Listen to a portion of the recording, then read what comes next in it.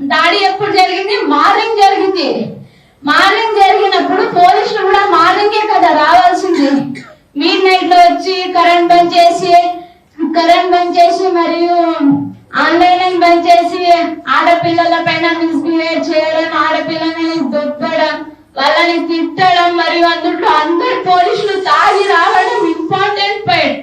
ఇది important point ఆడపిల్లలకు. ఎందుకంటే మీకు కూడా ఉన్నారు, చెల్లెలో అక్కనో అమ్మనో ఎవరో ఉన్నారు కదా. మరియు పోలీసులు తాగి వచ్చి ఆడపిల్లని ఎందుకు మిస్బిహేవ్ చేస్తారు మీరు? ఎందుకంటే రైతులు వీళ్ళు ఏం చెయ్యలేరు, వీళ్ళకి ఏం శాత కాదు, ఏం చేయలేరు అనే కదా పోలీసులు వచ్చి మిస్బిహేవ్ చేయడం. ఆడపిల్లని పోలీసులను కొట్టే హక్కు ఉందా ఈ ప్రభుత్వంలో? ఎవరికైనా హక్కు ఉందా? ఎవరికి లేదు. ఆడపిల్లలని కొట్టడం హక్కు ఎవరికి లేదు. కొట్టే తన భర్తనే కొట్టడం హక్కు తప్ప వేరే వాళ్ళు కొట్టడం హక్కే లేదు, ఏం హక్కు లేదు.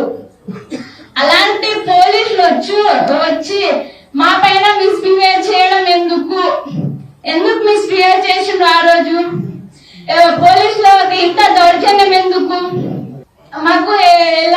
మాకైతే ఇది వరకు న్యాయం కావాలి. పోలీసులకు ఏం చేస్తారో తెలియదు. మాకు మిస్బిహేవ్ చేసిన పోలీసులకు, జైల్లో ఉన్న పోలీసులకు, అంటే మా ఆయన జైల్లో ఉన్నాడు, కొట్టిండ్రు, బాగా కొట్టిండ్రు. చేతులకు వాతలు వచ్చినాయి, కాళ్ళకు వాతలు వచ్చినాయి, మస్తు ఏడుస్తున్నారు. అసలు జైల్లో ఉన్న వాళ్ళందరూ కొట్టిన కానిస్టేబుల్ కి మరియు లేకపోతే ఎస్ఐ ఎవరు కొట్టిండ్రో మాకైతే తెలియదు. వాళ్ళ పైన కూడా కఠినమైన చర్య తీసుకోవాలి. మరియు ఆడపిల్లలతో మిస్బిహేవ్ చేసిన వాళ్ళ పోలీసులను, మరియు వాళ్ళ పోలీసులు కొట్టిన వాళ్ళను, మరియు దొబ్బడం ఇలాంటి చేసిన వాళ్ళని కూడా కఠినమైన చర్య తీసుకోవాలి ప్రభుత్వం. నాకైతే వెనుక ముందు ఎవరు లేరు, నేను ఒకదాన్నే ఉన్నా. నేను ఎవరికి చెప్పుకోవాలి ఇన్ని బాధలు? జైల్లో ఉన్నప్పుడు నాతోటి ఎవరున్నారని ఎవరన్నా ఉంటే కదా నేను చెప్పేది బాధ.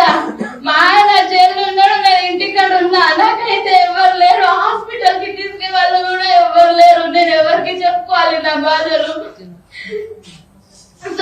ప్రభుత్వాన్ని నేను కోరేది ఒక్కటే, జైల్లో ఉన్న అందరికి బయటకు రప్పించాలి. మరియు మాకు ఫార్మా కంపెనీ వద్దు, మేము సావడానికైనా సిద్ధంగా ఉన్నాం. కానీ